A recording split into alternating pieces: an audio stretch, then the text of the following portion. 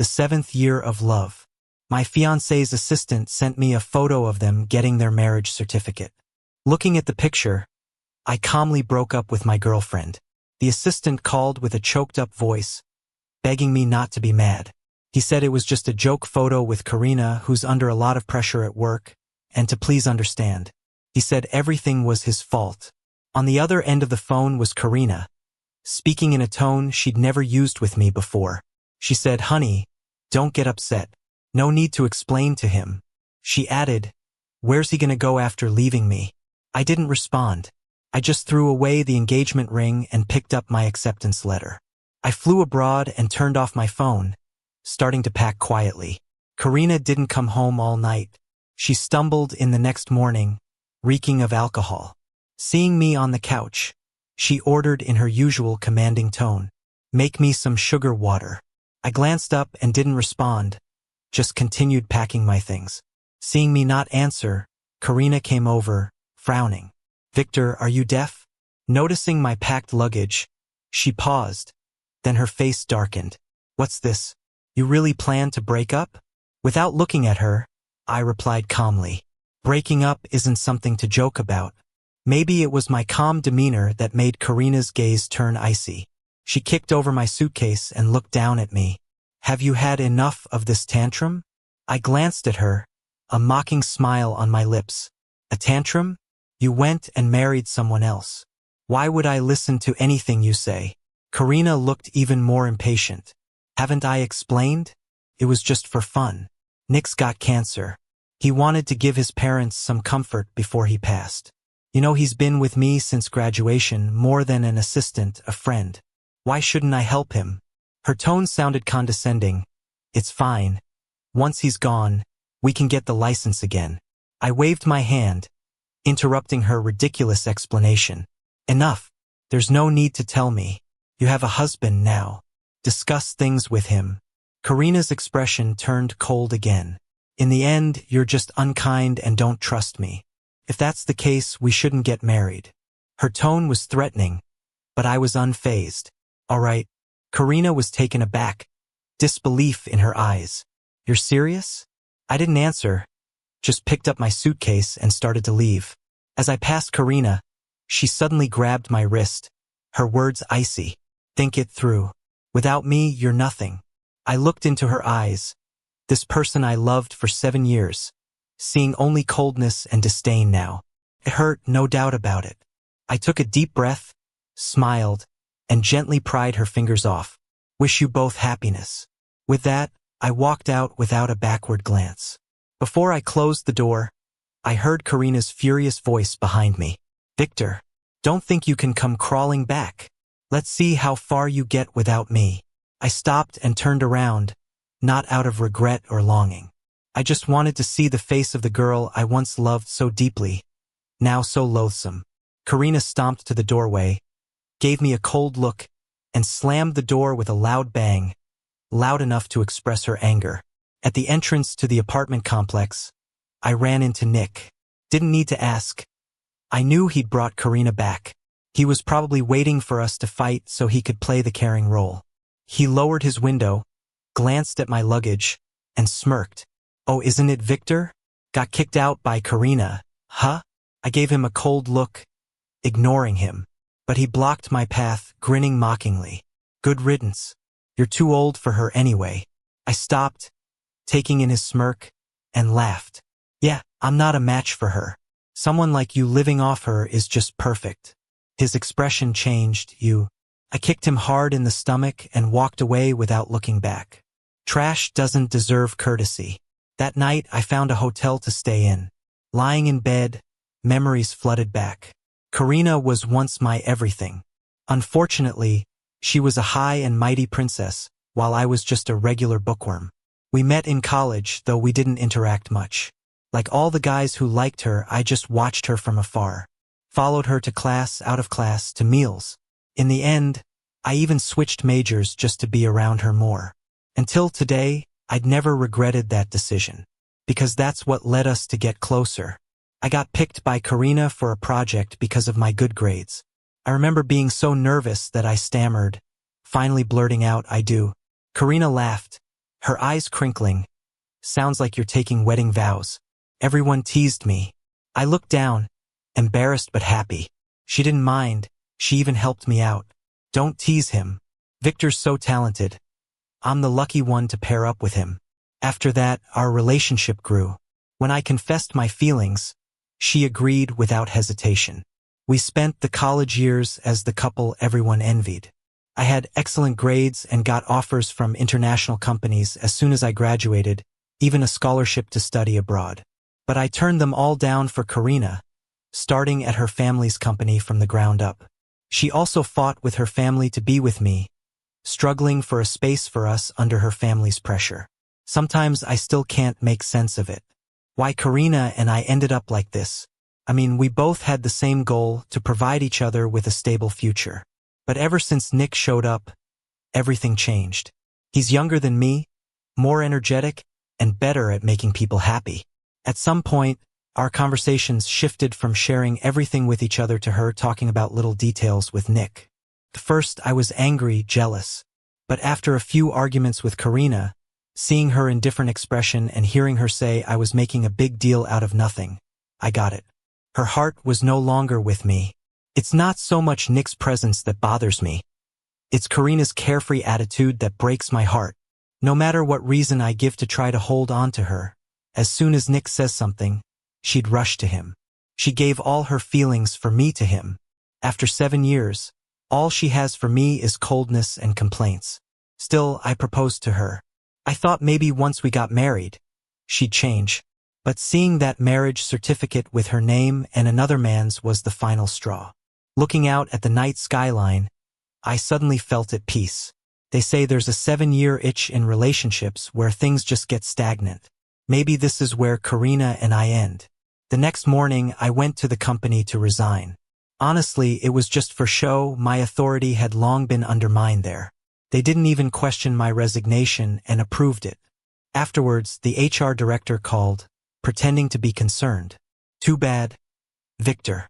We were looking forward to your wedding with Karina, she said in a tone dripping with sarcasm.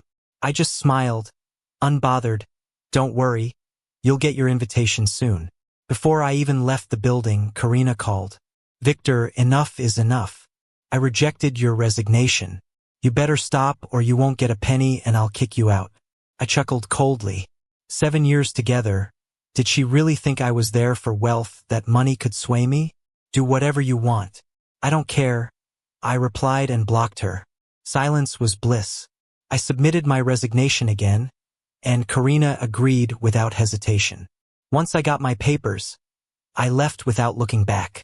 That night, I slept better than ever, with no worries about Karina, the company, or anything else. Early morning, a loud ring woke me. Victor, what's your problem? The project's signing today, you better be there. Karina barked over the phone. I shook my head, waking up fully. Holding back annoyance, I moved the phone away and waited for her to finish. Then I said slowly, Ms. Lou, you must have forgotten. I quit yesterday and you agreed. So what does your project have to do with me? Victor, she snapped, her voice full of anger. I warn you, don't make me use legal means.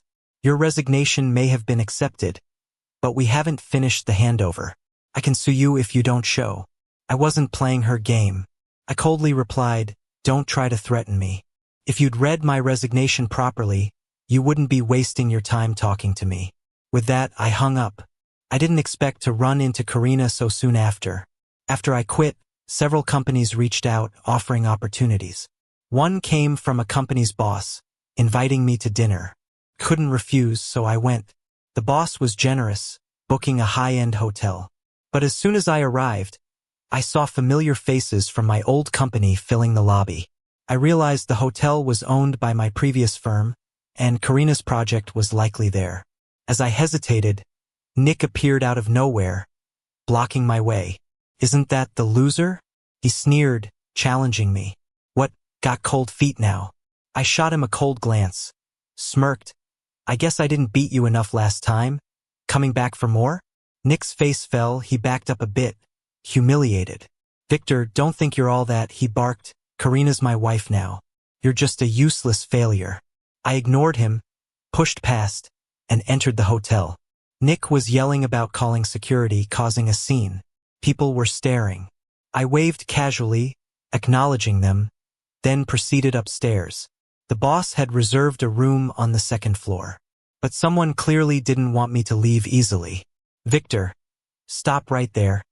Karina stormed up in her high heels, looking me over with disdain.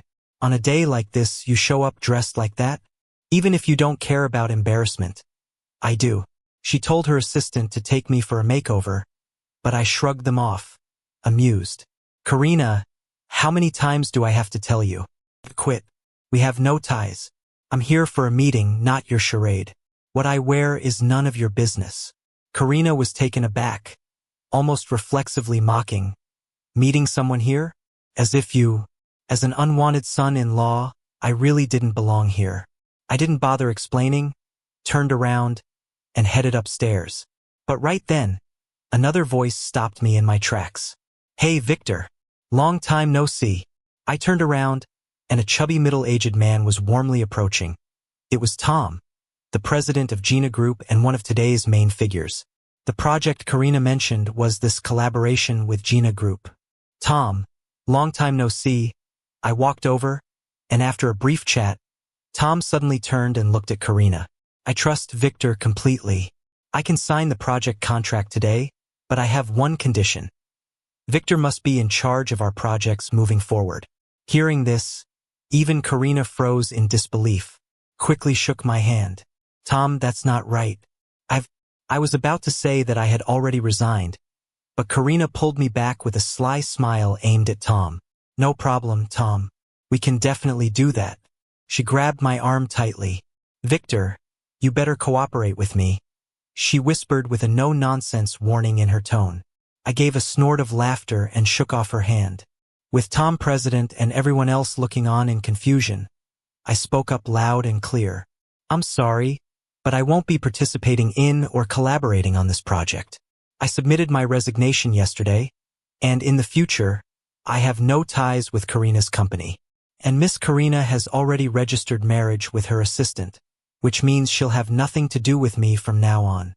I gave Tom an apologetic smile. "Sorry, Tom. Looks like I won't be able to work with you anymore." Karina stood there in shock, not expecting I'd draw such a hard line. Tom's expression turned slightly grim. "Karina, is what he's saying true?" For ammo, Karina seemed at a loss, and Nick hurried over, all flattery. "Tom, don't worry about it. This guy's just a freeloader. What you're interested in is Gina Group's strength. I'll take full charge of the project now." Tom looked at him, then at Karina, and his eyes were filled with disdain and amusement. "A pretty boy trying to negotiate with me? Karina, your humor sure is something." Tom led his team out, but before leaving, he took my hand and said if I ever needed a job, they'd consider me first. I nodded and agreed, smiling. Once Tom's group left, Karina couldn't hold back and came rushing over, ready to slap me. "Victor, you jerk. Do you know how much you've cost the group with your little stunt?" I grabbed her wrist and pushed her away coldly. Karina, being pampered all her life, had never been treated like this. She looked at me with anger and disappointment. I spoke calmly. "I've told you, I've resigned. I have nothing to do with you or your company. Everything that happened today is due to your blind arrogance. It's none of my business." After that, I turned and headed upstairs, avoiding any more tangling with them. In the private room, I was getting along great with the person in charge. But considering future collaborations with Gina Group, which would inevitably involve Karina again, I declined the boss's enthusiastic invitation. As the evening ended, I was at the door, seeing the boss off. However, looking back, I noticed Karina still sitting in the corner of the lobby. Nick was squatting by her side, seemingly arguing about something. I wasn't interested and was about to leave when Karina suddenly spotted me. "Victor, wait a second." She hurriedly came over, grabbing my sleeve with a pouty face. "Victor, please don't be mad. Come home with me, okay? Didn't we promise to get married?" Nick followed, looking uneasy, his face going pale. "Karina, I feel terrible. Can you take me to the hospital?" There was a flicker of conflict in Karina's eyes, but she steeled herself and ignored him, looking at me with hope. Stop this, I know I was wrong. There was nothing between me and Nick. It's just a joke. Nick looked shocked, disbelief written all over his face. I sighed. Why, Karina? You've got a husband now. Watch what you say. But Karina acted like she didn't hear, clutching my hand and droning on about the past. I suddenly felt fed up and shook off her grip. Just because you're shameless doesn't mean I have to be too. Karina, you're the one who got registered with someone else. I let you be, but now you're pointlessly dragging me into this mess. What do you want? Not everyone has to live on your whims. My cold demeanor made Karina realize I wasn't joking. Panic flashed in her eyes. She quickly explained, No, Victor. I've always loved you. If you want, I'll divorce Nick immediately. Her voice choked with emotion, eyes red with tears, made her look strange to me. I stared at her blankly, feeling nothing. Once upon a time, even a slight frown from her would worry me for days. Now her actions only annoyed me. She's not heartbroken over losing me, but over losing a servile companion to boss around. Enough, Karina. Stop bothering me. If you really care, look at your poor new husband. She remained unresponsive, just hung her head, sobbing about it not being true, over and over. My only husband is you, can only be you. I know I was wrong. From now on, I've lost interest in listening. If she'd said that earlier, I might have risked everything for her. Now it's just irritating. I shrugged off her hand, coldly saying, Save it. Think about how to deal with today's breach of contract. Such a big project delay will definitely hit the group hard. Karina naturally understood. While she hesitated, I turned and strode away, but I underestimated Karina's persistence. It wasn't long before she found out where I lived and was waiting at the entrance. I was gonna ignore it, but as soon as she saw me, she ran right over, trying to hug me. I coldly sidestepped. Miss Karina, why are you here again? I was getting a bit impatient. Karina looked up, her eyes meeting mine, speaking sincerely. I've thought about it. My dad's handling things at the company, so I don't need to worry. But you're the most important person to me. I didn't say anything. Or maybe it was that I didn't know what to say. She thought I was agreeing with her and cautiously leaned closer, trying to hold my hand. Victor, I twisted my ankle trying to find you. I sneered, looking at the figure behind her. If you twisted your ankle, you should see a doctor or go complain to your real husband. Not me. Hearing my words, Karina's expression nearly cracked. She turned and saw Nick, looking hurt not far behind her. She shouted in frustration, I told you to stop clinging to me. Aren't you done yet? Then she turned back to me, softness in her eyes. Victor, I'm planning to divorce him. I've really realized my mistake. Can't you feel how much I love you? I took a good look at her. Her love? Was there even love for me? I didn't think so. As the eldest daughter of the Liu family, she's used to being the center of attention. She can't handle my constant rejections, especially since I used to be her plaything. She tried to conquer me, but if she succeeded, I'd end up like Nick, something tasteless to her. Your husband's still here. Shouldn't you be comforting him? After all, you guys have a marriage certificate. I said with a sarcastic smile. Nick had already moved to stand behind Karina. Upon hearing my words, he embraced her from behind. Karina, come on. Let's go home. Okay? Karina tried to struggle. I coldly added, Karina, stop bothering me. You made your choice, now deal with the consequences. From now on, I don't want to see you. Maybe my words hurt her pride, because her face shifted from hurt to anger. She turned back to Nick and shot me a dark, disdainful look. Victor, if you don't appreciate my kindness, don't blame me when you come begging. I just laughed and shook my head, completely uninterested. News about the breach of Karina's company had spread, especially her affair with her assistant. It became public gossip. Inevitably, as her ex, I got dragged into it too. My phone blew up with calls from tabloid reporters. I had no choice but to go to the phone company and cancel my number to get some peace. But just a few days later, Karina returned, bringing her family's bodyguards to corner me at my apartment entrance. She even threatened that if I didn't go with her, she wouldn't let me leave the building. Reluctant to cause trouble for the neighbors, I frowningly got in the car with her. "Karina, are you done causing a scene?" I questioned. Despite a flash of annoyance, Karina's expression quickly turned calm. "Victor, I'm here because of my father. He's in the hospital and wants to see you." Her tone wasn't arrogant like that night, but rather pleading. I shrugged it off and leaned back in the car, closing my eyes to rest. When we reached the hospital's premium room, I saw Karina's father. Once a commanding man, he now lay pale and lonely in the hospital bed. "Dad," Karina called softly. "I brought Victor." Karina's father opened his eyes, his gaze sharp, exuding an intense sense of authority even in such a state. I marveled at how even Karina, so domineering with me, was now submissive, fiddling nervously with her clothes. It was her little nervous habit.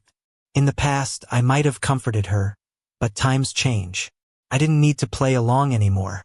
So, I casually sat on the sofa and crossed my legs, smirking. "What's the matter?" Karina's father's gaze froze for a moment. Then he spoke flatly. "You should know that the company's stocks have plummeted." I chuckled but said nothing. His expression darkened. "I called you here to discuss marrying Karina soon. That way we can go ahead with the deal with Tom. It benefits both of us." He sounded weak due to his condition, but his disdainful, commanding tone was clear. Since he found out I was dating Karina, he did all he could to stop it. He thought that, as a poor guy from the countryside, I was after Karina's family's wealth. To this day, he still thinks the same. I laughed, now understanding their game. Failing to mend bridges with Tom after offending him, they'd turn to me once they learned of Tom's favorable opinion of me. I'd been a pawn to them all along, with no rights of my own. "I've arranged for her to divorce Nick. As long as you agree, you can marry my daughter right away." Karina looked at me with teary eyes, hoping I'd nod in agreement. I looked her straight in the eye, speaking slowly and clearly. "Sorry, I don't want anyone's leftovers." As soon as I finished, Karina's father's face darkened, and he slapped her hard. "Shameless thing, stirring up such a mess for a pretty boy and always making a fuss with me. Don't you see your worth?" Ignoring his underlying insults, I just smiled, not bothering to respond. Karina held her reddened cheek, staring at me, clearly hoping I'd say something. I stayed silent, just observing coldly. Then I snorted, got up, and left. Feeling his pride wounded, Karina's father could no longer maintain the pretense, leaping from bed and hurling insults at my back as I left. I ignored him entirely, treating it like a dog barking. I just didn't expect Karina to leave her dad and chase after me. "What's up?" I asked, feeling pretty impatient. Karina is choking back tears. "Victor, I divorced Nick. There's nothing stopping us now. Won't you marry me?" I don't say a word, just stare at her coldly. My meaning is clear. Karina starts crying, shaking her head. "No way. You didn't used to be like this. Is there really no chance for us? You know I love you." "But I don't love you anymore." I cut her off. "I don't believe you."